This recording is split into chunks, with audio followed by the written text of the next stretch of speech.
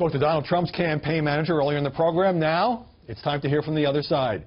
Joining me here in Washington is Brian Fallon, Hillary Clinton's press secretary. Welcome. Thanks for being here. It's great to be here. All right. New York Times this morning says Donald Trump declared nearly $1 billion in losses based on his 1995 tax returns. May have, could have, we don't know for a fact, used that to wipe out future payments. Trump says New York Times is an extension of the Clinton campaign. And by the way, he's paid hundreds of millions of dollars in all kinds of taxes. Your reaction?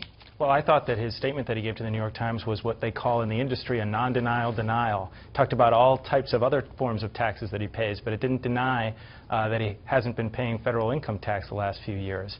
I think that the secret is out, that this report is a bombshell because it exposes the real reasons why Donald Trump has been holding back his tax returns. Well, it potentially exposes that he did something that even the Times says would be legal. Sure, but that's not the question. I think that it showed us two things that were probably the reason why he's been holding back his tax returns. Number one, it shows the colossal scale of his business failures in the 1990s, which I'm sure probably hit a nerve with him, is probably something that he's still ashamed of to this day. And then secondly, it suggests that he's able to play by a different set of rules than most ordinary taxpayers by leveraging those colossal failures, which left a lot of contractors, small businesses, employees of his holding the bag, stiffed essentially back in the mid-90s. Right, and he was able to leverage it into a tax write-off. Let me move on because Trump also gave an interesting interview to the Times over the weekend. Hillary Clinton, he says, was married to the single greatest abuser of women in the history of politics. Hillary was an enabler, and she attacked the women who Bill Clinton mistreated afterwards. How do you respond to that? Well, Hillary Clinton herself was asked about this earlier in the week last week. She deflected it. And she said, well, she said that Donald Trump can run his campaign any way he wants. She's going to continue to talk about positive issues. We think that's what the voters want to hear about.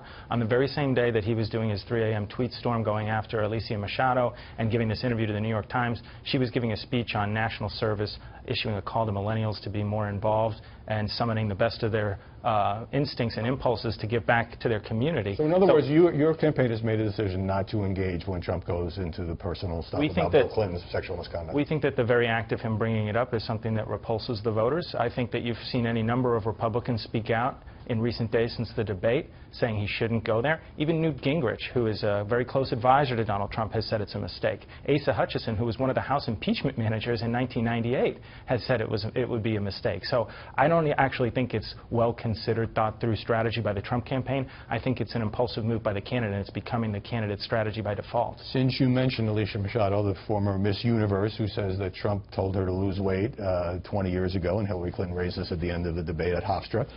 On Friday, Trump went on Twitter, said that Clinton had been duped, that Machado has a disgusting past, and people should check out her sex tape. Your reaction?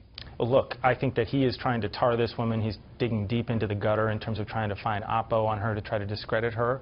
None of anything that he might be able to find, and a lot of it has not been verified, what he's been saying about her, but none of it justifies the comments that he's made about her and his incessant attempts to demean her and other women. And so I think that Donald Trump has made this an issue all week himself. There was that moment in the debate where Hillary Clinton rightfully raised it. But I think that he made this a persistent topic of discussion all week because of his doubling down on his insulting comments Tuesday morning on Fox and Friends and his 3 a.m. tweet storm, which, beyond just his habit of demeaning women, I think it also goes right to the argument about how he has a lack of temperament. At the debate, Hillary Clinton was asked whether the police have an implicit bias against blacks. And she said, well, we all have to examine whether we have an implicit bias. Fine.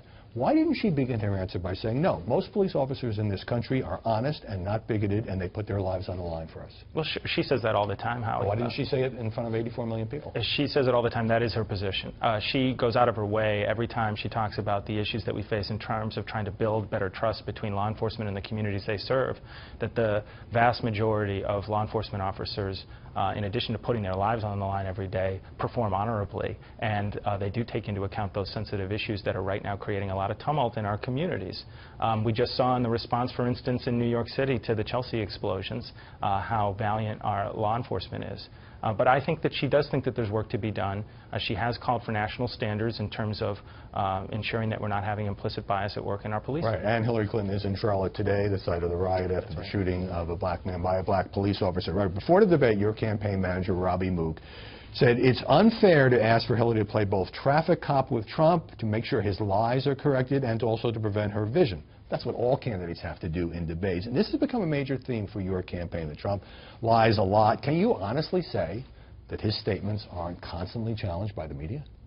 I think that in recent weeks, we have seen the media do a noteworthy job in terms of fact-checking, and I thought that Lester Holt did a good job of moderating that debate.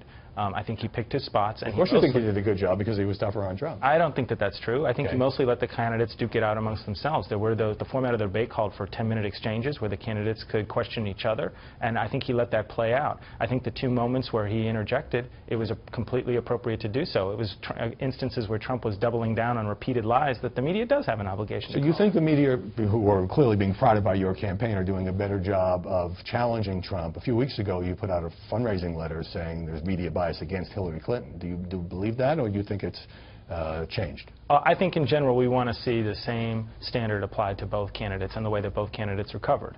I think that Hillary Clinton is perfectly willing to submit to having her statements fact-checked, but I think that any objective look at the two candidates' statements shows a complete gap between how often Donald Trump abuses the truth. PolitiFact, one of the most well-known fact-checking organizations, rated 70% of his statements last year a lie. In the new Fox News poll, only 35% of those surveys say Hillary Clinton is honest and trustworthy. Trump is a bit lower at 31%. Some liberal columnists like Paul Krugman in the New York Times are blaming the media coverage of the email scandal of the Clinton Foundation. But doesn't she have to take responsibility for that extraordinarily low number? We do. I think that we have acknowledged that that this is an area that we want to address, that we address all the time.